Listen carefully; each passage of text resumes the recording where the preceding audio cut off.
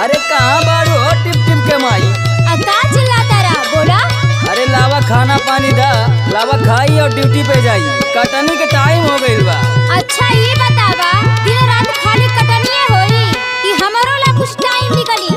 अरे कटनी ना कराई त का घुइया चिलाई? तहरा से उहो ना होई। हाय सुना, आगे लहके ये राजा तोहर कटनी कराई। अरे का लेवे ते 4 दिन के सीजन बा। आगे लहके ये राजा तोहर कटनी कराई। जवानी के मजा ये देवरे उठाई, जवानी के मजा ये देवरे उठाई। अब तोहरे भरोसे न जिंदगी कटाई, अब तोहरे भरोसे न जिंदगी कटाई। जवानी के मजा ये देवरे उठाई, जवानी के मजा ये देवरे उठाई।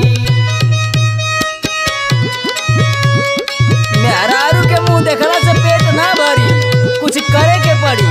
अब बात रहल मजा के तो लूटे दे मजा हमार भयवे तो बा। जब काम की इतने चिंता रहे त काहे कइले रहला शादी बियाह?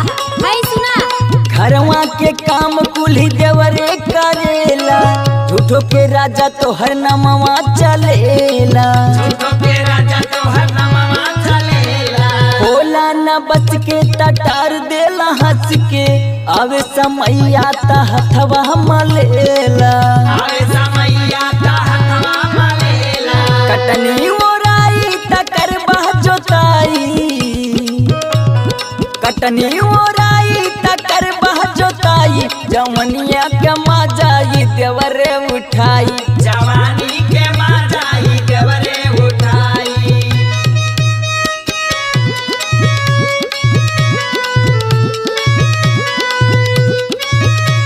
अरे चल कटनी और आ जा दे, तब लिहल जा मजा खूब जवानी के।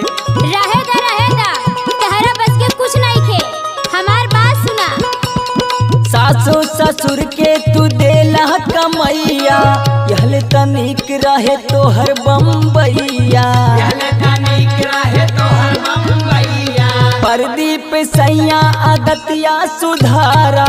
रहा तू घरवा पड़ी तोहरे पैया, रहा तू घरवा पड़ी तोहरे पैया। हमर चढ़ल जवानी न सहले सहाई, हमर चढ़ल जवानी न सहले सहाई। जवनिया के मजा ये देवरे उठाई, जवनिया के मजा